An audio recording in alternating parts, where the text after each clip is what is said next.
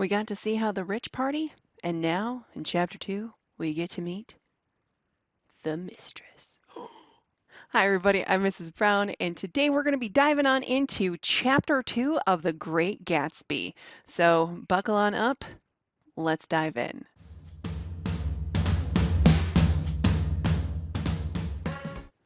If you remember from the first chapter, we got to go and meet a lot of our main characters. So we got to meet Nick, who is our narrator, who's unreliable. We can't trust what he's saying.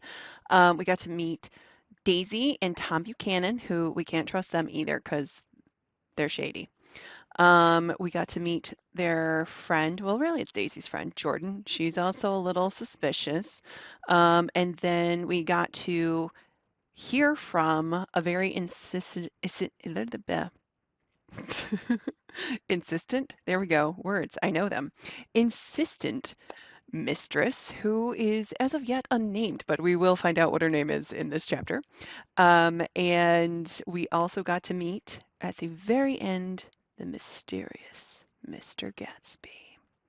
So, chapter 2, we have a third location, the Valley of Ashes. So, if you remember in chapter 1, we had the East Egg, which represents old money, and West Egg, which represents new money. And now we're going to have the Valley of Ashes, which represents no money. And the way that I always try to know the difference between East and West is I always think about how the United States was settled and how the East Coast is settled first and therefore it has older buildings. So I think, okay, East is old and then West is new. I mean, you could also go with that East and old are vowels, whereas new and West have consonants. Whatever helps. Chapter 2. About halfway between West Egg and New York, the motor road hastily joins the railroad and runs beside it for a quarter of a mile, so as to shrink away from a certain desolate area of land. This is a valley of ashes, a fantastic farm where ashes grow like wheat into ridges and hills and grotesque gardens, where ashes take the forms of houses and chimneys and rising smoke, and finally, with a transcendent effort, of men who move dimly and already crumbling through the powdery air. Occasionally, a line of gray cars crawls along an invisible track, gives out a ghastly creak, and comes to rest. And immediately the ash-gray men swarm up with laden spades and stir up an impenetrable cloud, which screens their obscure operations from your sight. Check out the words that Fitzgerald uses to describe this setting. We have the word ashes 4 times. We have grotesque gardens. Ashes take the form of houses and chimneys, rising smoke, men who move dimly and already crumbling through powdery air, gray cars, ghastly creek, ash gray men, impenetrable cloud. I mean, this is a very depressing description. I mean, it gives a lot of hints about the people of this town.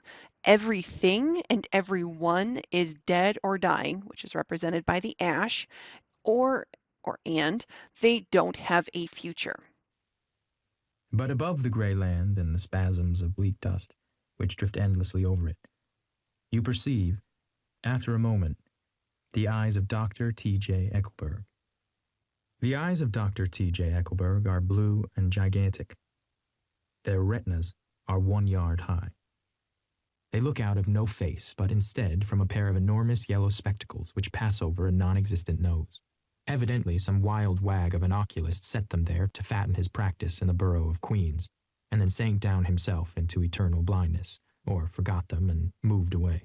The eyes of Dr. T.J. Eckelberg are actually an optometrist billboard, but the gigantic eyes seemingly watch over the town. That's not creepy.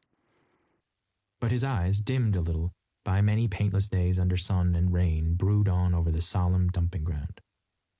The Valley of Ashes is bounded on one side by a small foul river, and when the drawbridge is up to let barges through, the passengers on waiting trains can stare at the dismal scene for as long as half an hour. There is always a halt there, of at least 1 minute, and it was because of this that I first met Tom Buchanan's mistress. Ooh, we have more words to add to the depressing description of this setting. Foul, dismal. And we're also going to meet Tom's mistress.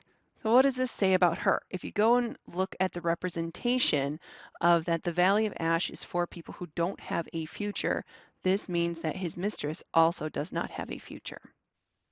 The fact that he had one was insisted upon wherever he was known. His acquaintances resented the fact that he turned up in popular restaurants with her and, leaving her at a table, sauntered about, chatting with whomsoever he knew. Though I was curious to see her, I had no desire to meet her, but I did. Wow, this shows us a lot more about Tom's personality. Okay, so yes, most old money men had mistresses in this time period, but they were kept as pretty much a secret. Tom goes and takes her out with other old money people, and this makes his compatriots very uncomfortable. He even insists that Nick, who is, as a reminder, Daisy's cousin, meet his mistress. He just has like zero respect for anybody. I went up to New York with Tom on the train one afternoon, and when we stopped by the ash heaps, he jumped to his feet and, taking hold of my elbow, literally forced me from the car. We're getting off, he insisted. I want you to meet my girl. I think he'd tanked up a good deal at luncheon, and his determination to have my company bordered on violence. Oh, Tom has been drinking, so that may explain why he's insisting that Nick meet her. But I mean, look at that description again for Tom. Bordered on violence. So, descriptions like this are not just happenstance for authors. No, these are all these little breadcrumbs that are for you as the reader. And it's another example of foreshadowing and characterization that Tom is out of control and cannot be trusted. The supercilious assumption was that on Sunday afternoon I had nothing better to do. I followed him over a low, whitewashed railroad fence, and we walked back 100 yards along the road under Dr. Eckelberg's persistent stare. The only building in sight was a small block of yellow brick sitting on the edge of the wasteland, a sort of compact main street ministering to it, and contiguous to absolutely nothing. One of the 3 shops it contained was for rent, and another was an all-night restaurant, approached by a trail of ashes. The third was a garage. Repairs. George B. Wilson. Cars bought and sold. And I followed Tom inside. Oh, we now know Tom's mistress's husband's name. That's kind of a hard sentence there. George B. Wilson. And he's a mechanic. The interior was unprosperous and bare. The only car visible was the dust-covered wreck of a Ford which crouched in a dim corner. It had occurred to me that this shadow of a garage must be a blind, and that sumptuous and romantic apartments were concealed overhead, when the proprietor himself appeared in the door of an office wiping his hands on a piece of waste. He was a blond, spiritless man, anemic and faintly handsome. When he saw us, a damp gleam of hope sprang into his light blue eyes. "Hello, Wilson, old man," said Tom, slapping him jovially on the shoulder. "How's business?" "I can't complain," answered Wilson unconvincingly. "When you going to sell me that car?" Oh, based on this description, Wilson's business is barely hanging on. Wilson himself fits perfectly within the Valley of Ashes. He's pale and doesn't have much drive or spirit within himself. And we now know how Tom is able to see his mistress. He keeps saying that he's going to sell Wilson his car. Shady. "Next week. I've got my man working on it now." "Works pretty slow, don't he?" "No, he doesn't," said Tom coldly. "And if you feel that way about it, maybe I better sell it somewhere else after all." "I don't mean that," explained Wilson quickly. "I just meant—" His voice faded off, and Tom glanced impatiently around the garage. Then I heard footsteps on a stairs, and in a moment the thickish figure of a woman blocked out the light from the office door. She was in the middle 30s and faintly stout, but she carried her surplus flesh sensuously as some women can. Her face, above a spotted dress of dark blue crepe de chine, contained no facet or gleam of beauty, but there was an immediately perceptible vitality about her, as if the nerves of her body were continually smoldering. She smiled slowly and, walking through her husband as if he were a ghost, shook hands with Tom, looking him flush in the eye. Then she wet her lips, and without turning around spoke to her husband in a soft, coarse voice. "Get some chairs, why don't you, so somebody can sit down." It's the mistress. Now, she doesn't really go along with, like, I don't know, at least for me, like what I would have pictured that Tom would have gone for as far as a mistress. I mean, she's kind of a larger woman. She's older than Tom is, so she's like, like middle 30s, whereas Tom's just 30. Um, but the thing that I do understand of like why Tom is like attracted to her is she's described as sensuous. And so she has this charisma, even though she's not a traditionally beautiful woman. I mean, she has like a lot of life within her, and she has like the smolder down, kind of like, like Eugene from Tangled. But she is definitely like the in charge person within the relationship with Wilson. She only has eyes for Tom. Now, remember that Tom is also like that in charge person. So, right there, that's a little bit of foreshadowing that this is not going to work out as far as like a love match. Because one, it's not a love match, but also they're just two people who both want to be in charge. So, that kind of begs the question, do you think that she's actually in love with Tom, or is she in love with his money? Oh, sure, agreed Wilson hurriedly, and went toward the little office, mingling immediately with the cement color of the walls. A white ashen dust veiled his dark suit and his pale hair, as it veiled everything in the vicinity, except his wife, who moved close to Tom. I want to see you, said Tom intently. Get on the next train. All right. I'll meet you by the newsstand on the lower level. She nodded and moved away from him just as George Wilson emerged with 2 chairs from his office door. We waited for her down the road and out of sight. It was a few days before the 4th of July, and a gray, scrawny Italian child was setting torpedoes in a row along the railroad track. Terrible place, isn't it? Said Tom, exchanging a frown with Dr. Eckelberg. Awful. It does her good to get away. Doesn't her husband object? Wilson? He thinks she goes to see her sister in New York. He's so dumb he doesn't know he's alive. So Tom Buchanan and his girl and I went up together to New York. Or not quite together, for Mrs. Wilson sat discreetly in another car. Tom deferred that much to the sensibilities of those East Eggers who might be on the train.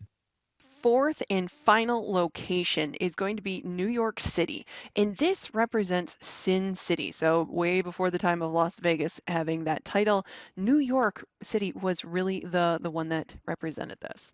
So watch how Myrtle, who is actually Mrs. Wilson, I'm just going to let you know her name right now, changes once she's out with Tom. Watch for that personality change. She had changed her dress to a brown figured muslin, which stretched tight over her rather wide hips as Tom helped her to the platform in New York.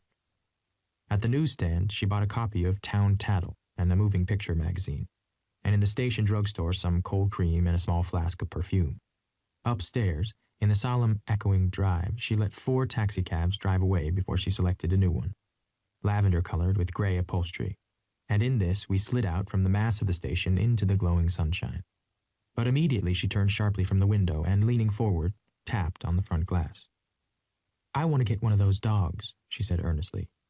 I want to get one for the apartment. They're nice to have, a dog. All right. She changes her clothes into something that doesn't quite fit, but she thinks she's like much more suited for old money. And so she's like, oh yeah, I'm gonna like squeeze into this. And look at how much money she's already started to spend. But then also look at what she's spending it on. So she's spending it on trashy magazines. She's spending it on cold cream for her face. She's spending it on perfume. And she's starting to act as if she's better than others.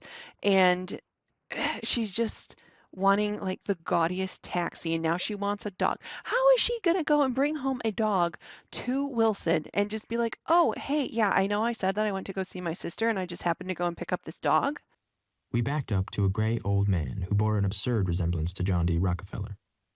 In a basket swung from his neck cowered a dozen very recent puppies of an indeterminate breed.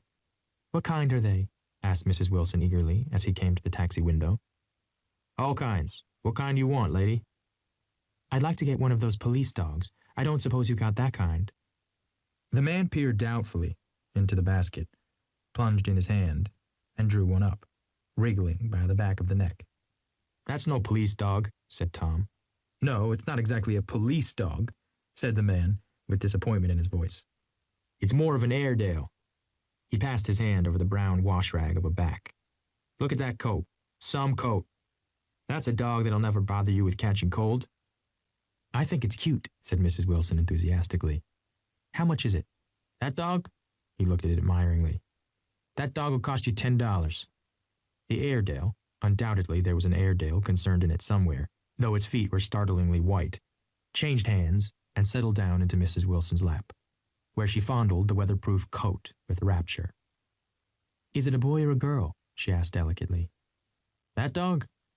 That dog's a boy. It's a bitch, said Tom decisively. Here's your money. Go and buy 10 more dogs with it. We drove over to Fifth Avenue, so warm and soft, almost pastoral, on the summer Sunday afternoon, that I wouldn't have been surprised to see a great flock of white sheep turn the corner. Hold on, I said. I have to leave you here. No, you don't, interposed Tom quickly. Myrtle will be hurt if you don't come up to the apartment, won't you, Myrtle? Come on, she urged. I'll telephone my sister Catherine. She's said to be very beautiful by people who ought to know. Well, I'd like to, but... We went on, cutting back again over the park toward the West Hundreds. At 158th Street, the cab stopped at one slice in a long white cake of apartment houses. Throwing a regal homecoming glance around the neighborhood, Mrs. Wilson gathered up her dog and her other purchases and went haughtily in.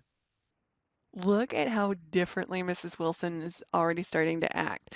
She is behaving the way that she thinks old money people would behave. I'm going to have the McKees come up, she announced as we rose in the elevator. And of course, I got to call up my sister, too. The apartment was on the top floor, a small living room, a small dining room, a small bedroom, and a bath. The living room was crowded to the doors, with a set of tapestried furniture entirely too large for it, so that to move about was to stumble continually over scenes of ladies swinging in the gardens of Versailles. The only picture was an over-enlarged photograph, apparently a hen, sitting on a blurred rock. Looked at from a distance, however, the hen resolved itself into a bonnet, and the countenance of a stout old lady beamed down into the room. Several old copies of Town Tattle lay on the table, together with a copy of Simon Called Peter, and some of the small scandal magazines of Broadway. Now, Tom did not go all out on this apartment, but it's better than what Myrtle is used to. And you can tell that it's definitely decorated by Myrtle because everything is just completely over the top. And let's face it, Tom wouldn't care. Mrs. Wilson was first concerned with the dog. A reluctant elevator boy went for a box full of straw and some milk, to which he added, on his own initiative, a tin of large, hard dog biscuits. This poor dog. Myrtle wanted the dog, but now she has it. She has no idea what to do with it. Milk? Like, that's all she's going to give the poor little puppy? This is not going to end well for this poor dog. One of which decomposed apathetically in the saucer of milk all afternoon. Meanwhile, Tom brought out a bottle of whiskey from the locked bureau door. I have been drunk just twice in my life. I've been drunk just twice in my life? Really? Nick is an unreliable narrator, remember this. So can we really believe him? No. And the second time was that afternoon. So everything that happened has a dim, hazy cast over it, although until after 8 o'clock the apartment was full of cheerful sun. Sitting on Tom's lap, Mrs. Wilson called up several people on the telephone. Then there were no cigarettes, and I went out to buy some at the drugstore on the corner. When I came back, they had disappeared. So I sat down discreetly in the living room and read a chapter of Simon Called Peter. Either it was terrible stuff or the whiskey distorted things because it didn't make any sense to me. Huh. I wonder where they disappeared to. Just as Tom and Myrtle, after the first drink Mrs. Wilson and I called each other by our first names, reappeared, company commenced to arrive at the apartment door. The sister, Catherine, was a slender, worldly girl of about 30 with a solid, sticky bob of red hair and a complexion powdered milky white. Her eyebrows had been plucked and then drawn on again at a more rakish angle, but the efforts of nature toward the restoration of the old alignment gave a blurred air to her face. When she moved about, there was an incessant clicking as innumerable pottery bracelets jingled up and down upon her arms. She came in with such a proprietary haste and looked around so possessively at the furniture that I wondered if she lived here. But when I asked her, she laughed immoderately, repeated my question aloud, and told me she lived with a girlfriend at a hotel. Mr. McKee was a pale, feminine man from the flat below. He had just shaved, for there was a white spot of lather on his cheekbone, and he was most respectful in his greeting to everyone in the room. He informed me that he was in the artistic game, and I gathered later that he was a photographer, and had made the dim enlargement of Mrs. Wilson's mother, which hovered like an ectoplasm on the wall. His wife was shrill, languid, handsome, and horrible. She told me with pride that her husband had photographed her 127 times since they had been married. Mrs. Wilson had changed her costume some time before, and was now attired in an elaborate afternoon dress of cream-colored chiffon, which gave out a continual rustle as she swept about the room. With the influence of the dress, her personality had also undergone a change.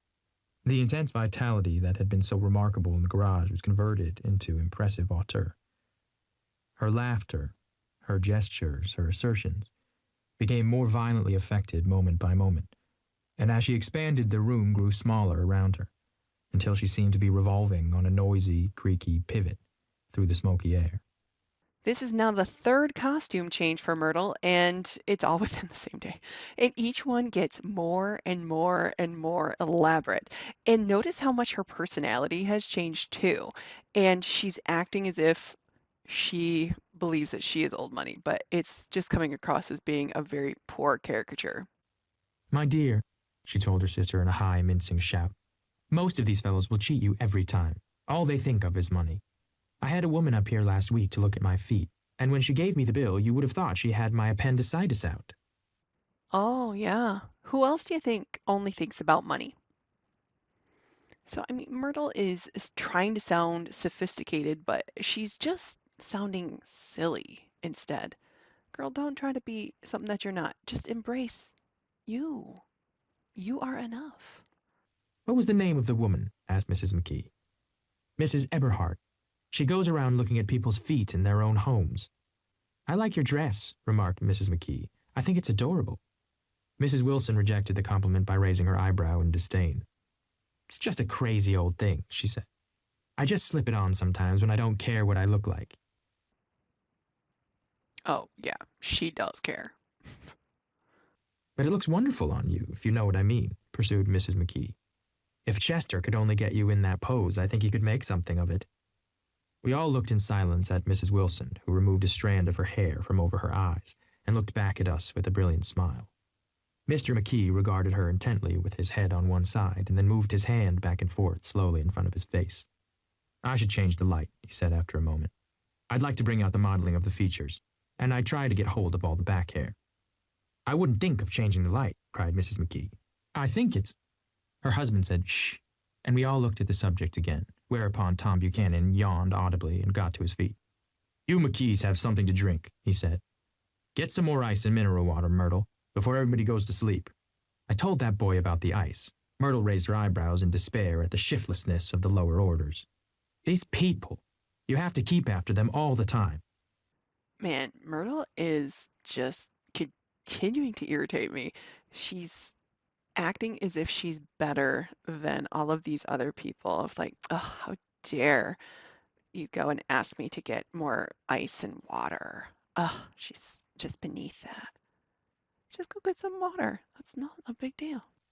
She looked at me and laughed pointlessly. Then she flounced over to the dog, kissed it with ecstasy, and swept into the kitchen, implying that a dozen chefs awaited her orders there. Myrtle's just kind of living in this dream world, and she seemingly loves the thought of having money. So that kind of goes and answers our earlier question of whether or not she loves Tom or if she loves the money. She loves the money. I mean, truthfully, what do they have in common? Nothing. I've done some nice things out on Long Island, asserted Mr. McKee. Tom looked at him blankly. 2 of them we have framed downstairs. 2 what? Tom demanded. 2 studies. One of them I call Montauk Point, the gulls, and the other I call Montauk Point, the sea. The sister Catherine sat down beside me on the couch. Do you live down on Long Island too? She inquired. I live at West Egg. Really? I was down there at a party about a month ago, at a man named Gatsby's. Do you know him? I live next door to him. Well, they say he's a nephew or a cousin of Kaiser Wilhelm's. That's where all his money comes from. Really? She nodded. I'm scared of him. I'd hate to have him get anything on me. This is now the second time Gatsby's been mentioned by others. So first it was Jordan saying that Nick must know Gatsby, and now we're learning that this Gatsby throws parties. Well, we already knew that one, but somehow he has all kinds of money, and all the people who live in West Egg are going to represent new money, which wouldn't be seen as good as old money. So how did Gatsby get his money? The rumors about Gatsby imply something kind of sinister of now remember that Germany was seen as like the quote unquote bad guy after World War One, and so that's going to be in reference to Kaiser Wilhelm. And Catherine says that she's scared and would quote unquote hate to have him get anything on me. So this references that he's scary or evil and would kill someone. Maybe Gatsby has like a mob connection or something? This absorbing information about my neighbor was interrupted by Mrs. McKee's pointing suddenly at Catherine. Chester, I think you could do something with her, she broke out. But Mr. McKee only nodded in a bored way and turned his attention to Tom. I'd like to do more work on Long Island if I could get the entry. All I ask is that they should give me a start. Ask Myrtle, said Tom, breaking into a short shout of laughter as Mrs. Wilson entered with the tray. She'll give you a letter of introduction, won't you, Myrtle? Do what? She asked, startled. You'll give McKee a letter of introduction to your husband so he can do some studies of him. His lips moved silently for a moment as he invented. George B. Wilson at the gasoline pump or something like that. Catherine leaned close to me and whispered in my ear. Neither of them can stand the person they're married to. Can't they? Can't stand them. She looked at Myrtle and then at Tom. What I say is, why go on living with them if they can't stand them? If I was them, I'd get a divorce and get married to each other right away. Doesn't she like Wilson either? The answer to this was unexpected.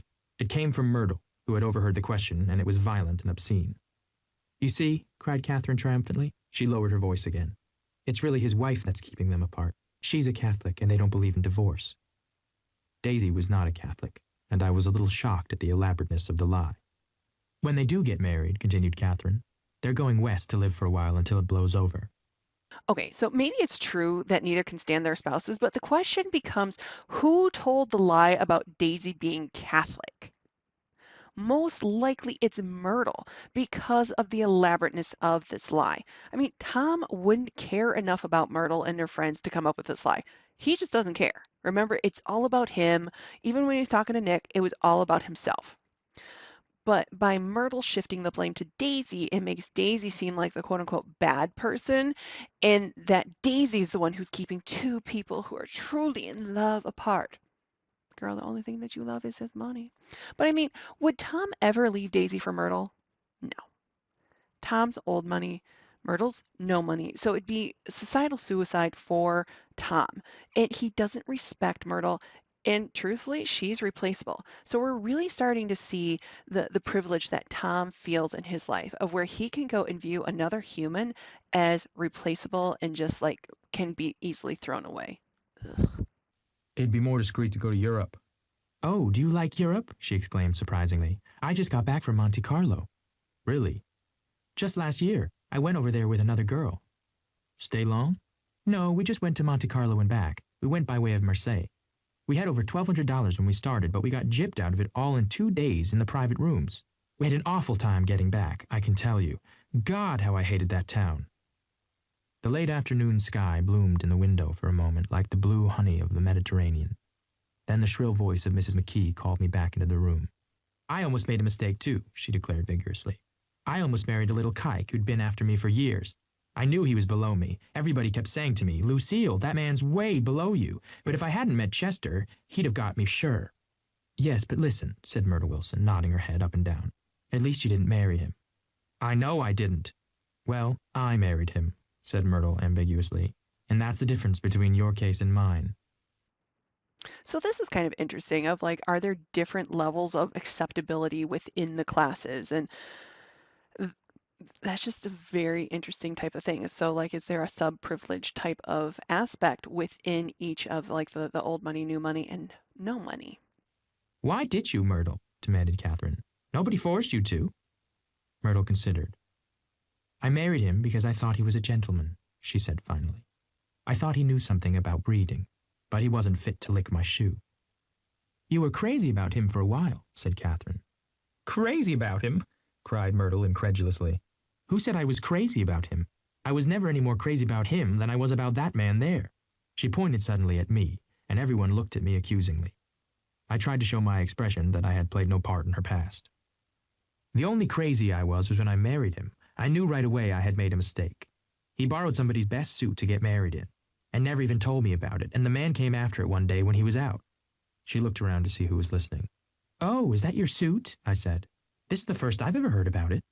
But then I gave it to him, and then I laid down and cried to beat the band all afternoon. Wilson wasn't high enough in her world for her, and that upset her.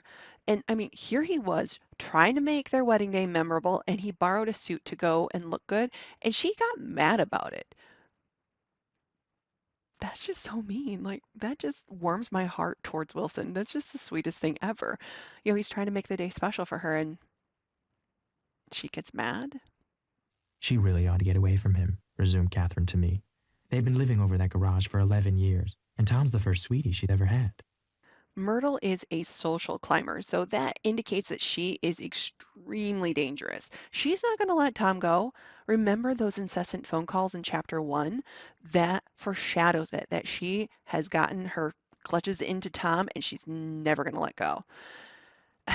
I mean, this is also Myrtle's first affair, so she's probably very heavily invested in Tom to get her out of her current life. Like he is her lifeline in her mind.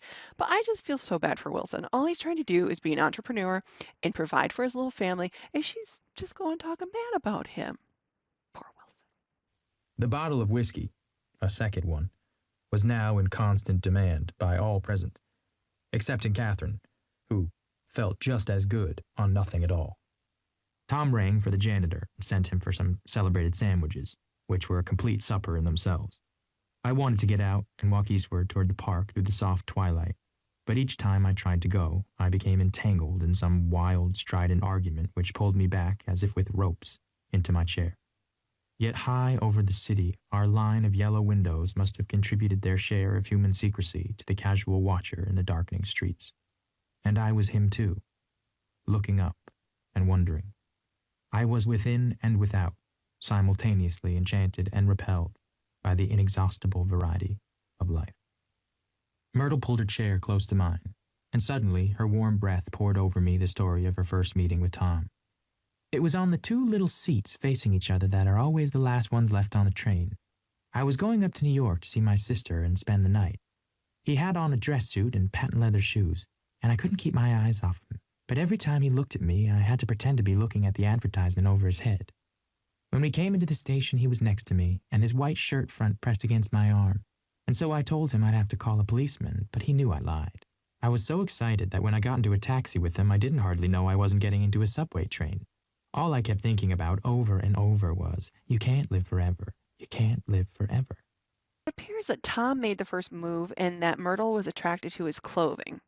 Superficial. And so she went for it.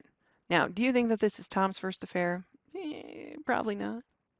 I mean, remember, Tom always wants to be the most important person in the room and have all the attention, and it's very easy to get with Myrtle. She turned to Mrs. McKee, and the room rang full of her artificial laughter. My dear, she cried, I'm going to give you this dress as soon as I'm through with it. I've got to get another one tomorrow. I'm going to make a list of all the things I've got to get. A massage and a wave and a collar for the dog and one of those cute little ashtrays where you touch a spring and a wreath with a black silk bow for Mother's grave that'll last all summer. I got to write down a list so I won't forget all the things I got to do. It was 9 o'clock. Almost immediately afterward, I looked at my watch and found it was 10. Mr. McKee was asleep on a chair with his fists clenched in his lap, like a photograph of a man of action. Taking out my handkerchief, I wiped from his cheek the remains of the spot of dried lather that had worried me all the afternoon. The little dog was sitting on the table, looking with blind eyes through the smoke, and from time to time groaning faintly. This poor dog. People disappeared, reappeared, made plans to go somewhere, and then lost each other, searched for each other, found each other a few feet away. Sometime toward midnight, Tom Buchanan and Mrs. Wilson stood face to face, discussing, in impassioned voices, whether Mrs. Wilson had any right to mention Daisy's name. Daisy, Daisy, Daisy, shouted Mrs. Wilson. I'll say it whenever I want to. Daisy, Making a short, deft movement, Tom Buchanan broke her nose with his open hand. Whoa. This is now the second time in 2 chapters that Tom has injured someone, and it is escalating. So this is foreshadowing, like big, heavy-duty foreshadowing, everybody. Think back to the escalating violence in like other books. So those are hints that authors give readers to show what's going to happen. So like think about like Lenny in Of Mice and Men.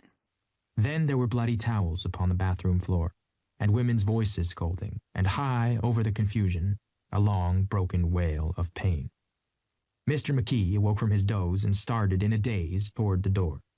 When he had gone halfway, he turned around and stared at the scene, his wife and Catherine scolding and consoling as they stumbled here and there among the crowded furniture with articles of aid, and the despairing figure on the couch bleating fluently and trying to spread a copy of Town Tattle over the tapestry scenes of Versailles. Then Mr. McKee turned and continued on out the door. Taking my hat from the chandelier, I followed. Now, notice who's not mentioned. Tom. He doesn't feel bad. He doesn't apologize. Nothing. And then the men all leave. Come to lunch someday, he suggested as we groaned down in the elevator. Where? Anywhere. Keep your hands off the lever, snapped the elevator boy. I beg your pardon, said Mr. McKee with dignity. I didn't know I was touching it. All right, I agreed. I'll be glad to. I was standing beside his bed, and he was sitting up between the sheets, clad in his underwear, with a great portfolio in his hands. Beauty and the Beast, Loneliness, Old Grocery Horse, Brooklyn Bridge. Then I was lying half asleep in the cold lower level of the Pennsylvania station, staring at the Morning Tribune and waiting for the 4 o'clock train. And so that ends chapter 2. What a ride. So I hope that this has been helpful for you, and we'll see you next time. Bye.